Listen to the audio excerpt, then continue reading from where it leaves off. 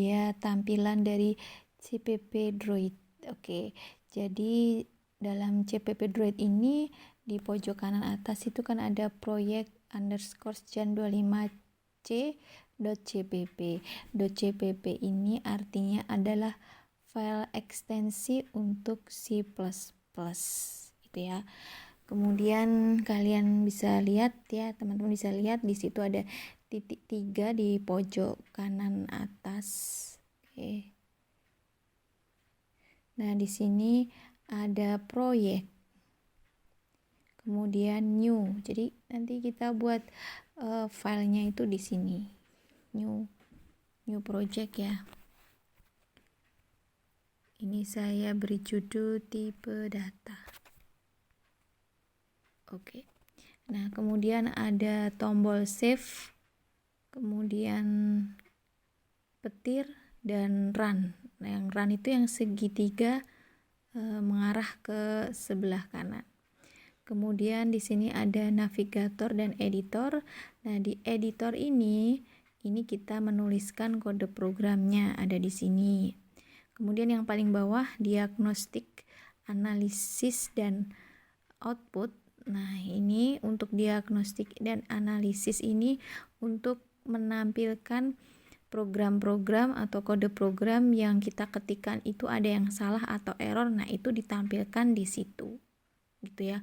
Kalau yang outputnya nanti ditampilkan setelah kita run. Nah, nanti hasil dari ketikan kode programnya itu ditampilkan pada output. Gitu ya. Oke. Untuk kode programnya kita mulai saja. Yang wajib harus ada pada C++ itu ini.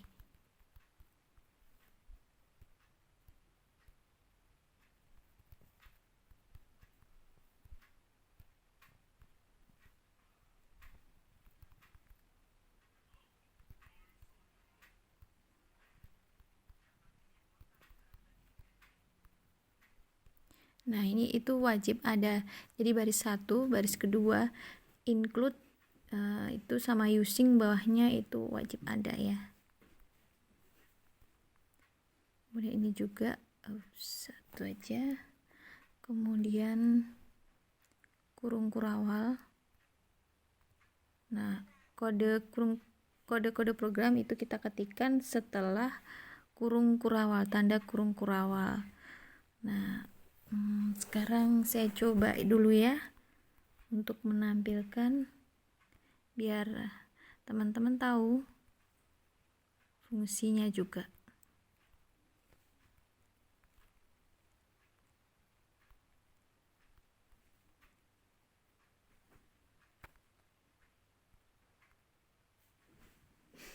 Oke, sekarang kita coba save dulu.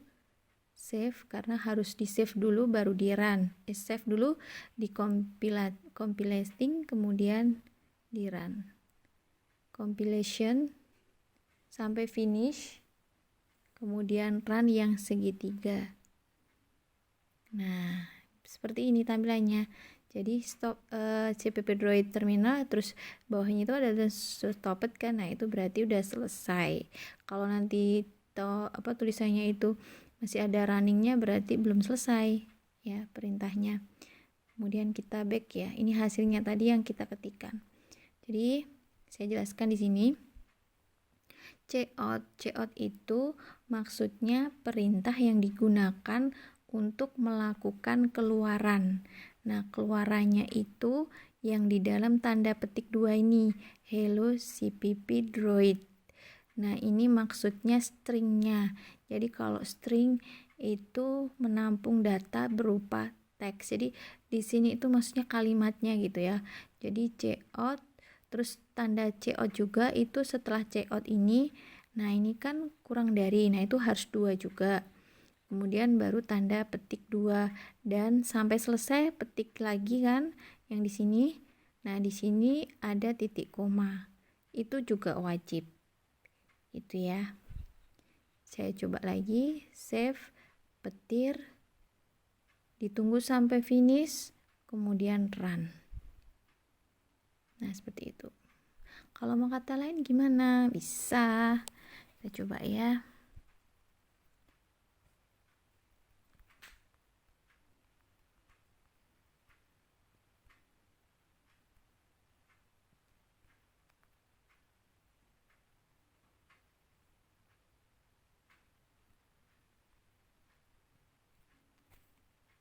Kita coba save, petir, sampai finish, kemudian run.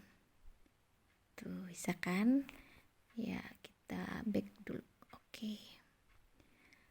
Mudah-mudahan sampai di sini teman-teman sudah jelas ya.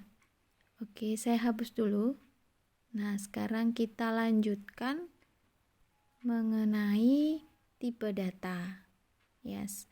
Saya jelaskan dulu tipe datanya. Di sini yang akan saya jelaskan hanya 4 saja ya.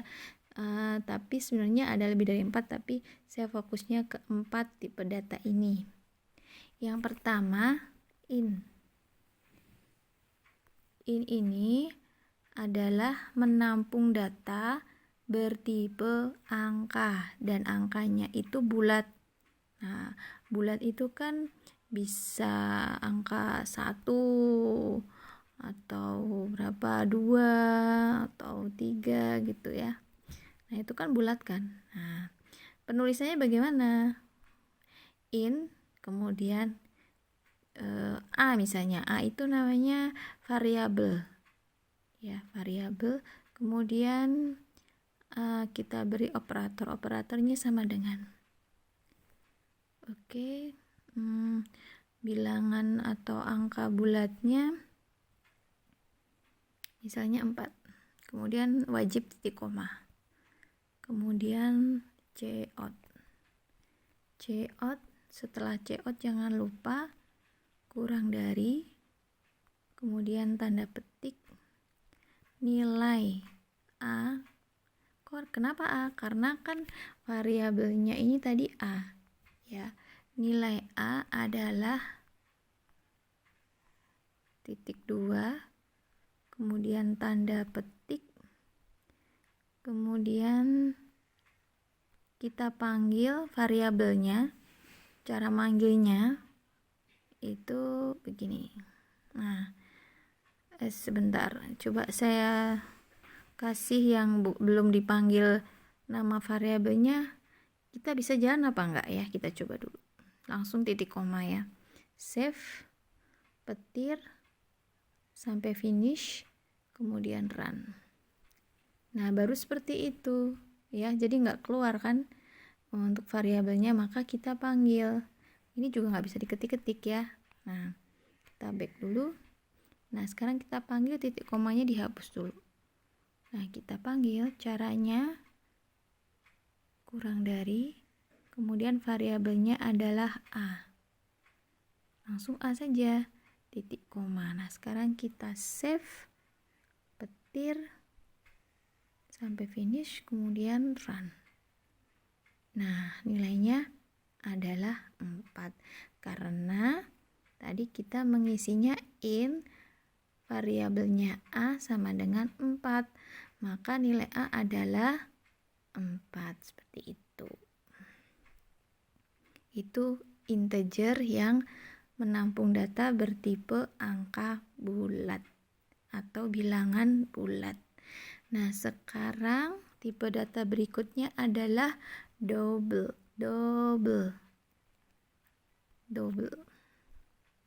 Di sini variabelnya saya beri nama B.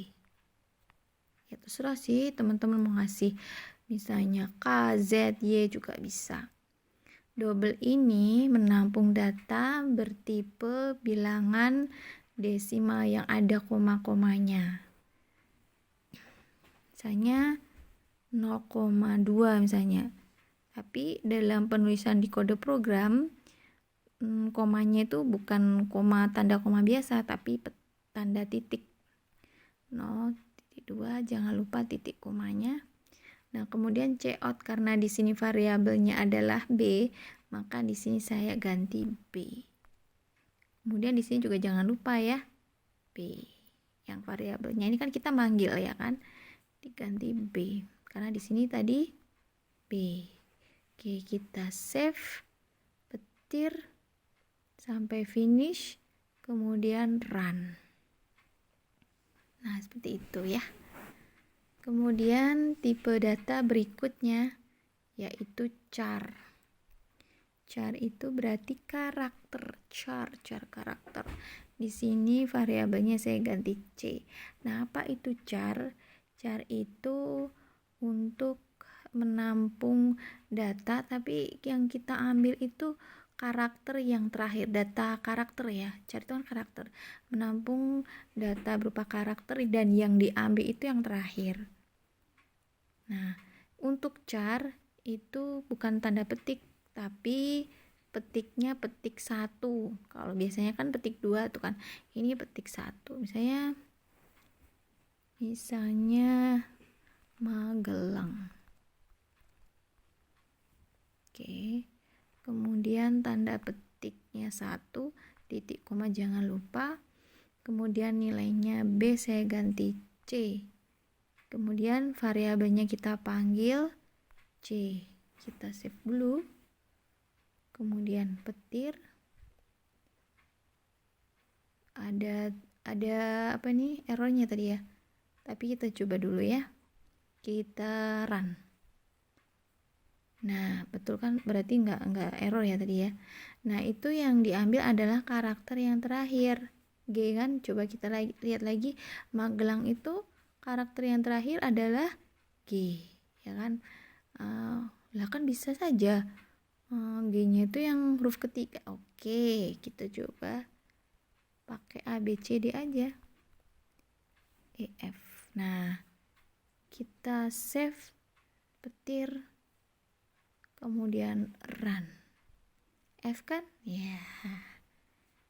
Oke, gitu. Itu tipe data yang ketiga. Oke, sekarang string. String ini fungsinya untuk menampung data berupa teks. Oke. Contohnya adalah, jadi kalau untuk string itu variabelnya bisa panjang gitu ya. Misalnya saya beri nama apa ya? String nama aja deh, nama. Terus di sini nggak usah pakai operator ya, langsung ke titik koma. Terus di sini saya beri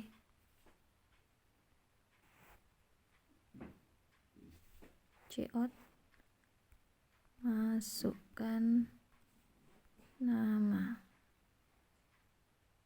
Oke, tapi ini tidak saya panggil. Jadi ini tanda titik 2, kemudian tanda petik, langsung titik koma. Save, petir, kemudian run. Nah, seperti ini. Masukkan nama. Gitu ya. Oke, ini dia tadi 4 tipe data. Saya ulangi lagi ya. Yang pertama tadi adalah in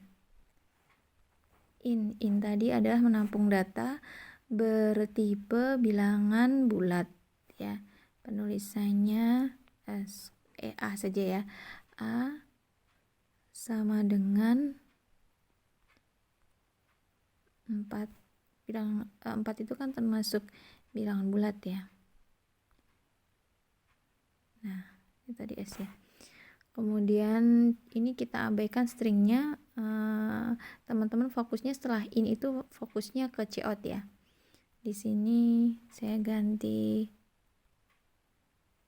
nilai A adalah, kemudian kita panggil A berarti ya titik koma. Oke, kita coba lagi sampai finish, kemudian seperti itu ya. Tadi bilangan bulat. Oke, sekarang yang setelah ini adalah double. Double itu yang apa tadi ya? Yang menampung data berupa desimal, yang koma-koma. Terus di sini B sama dengan 0 titik, ingat bukan koma tapi titik. 2. Oke, di sini yang mau saya panggil yang B. Kemudian di sini juga B. Save, petir sampai finish, kemudian run. Oke. Sekarang setelah double, tipe data berikutnya adalah char. Char di sini saya beri C sama dengan petiknya 1 ya, ingat ya untuk char ya. ASDF GH. Petik 1 titik koma. Nilai C adalah C. Save, petir, kemudian run. Oke. Kemudian sekarang yang terakhir ada string, ini masih ada ya, tapi untuk cout-nya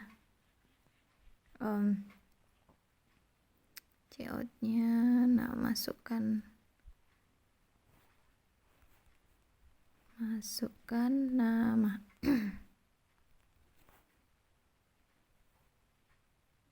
Ups. Oke, langsung save, petir, kemudian run. Nah, seperti itu. Oke, itu saja yang saya sampaikan untuk 4 tipe data, walaupun ada tipe data yang lain lagi dalam C++ ya, tapi saya fokusnya ke int, double, char, dan string. Oh ya, sebelum saya tutup untuk video kali ini kan kita sama-sama belajar ya. Kalau saya ada salah-salah, kalian bisa tuliskan di komentar di bawah videonya. Oke, terima kasih.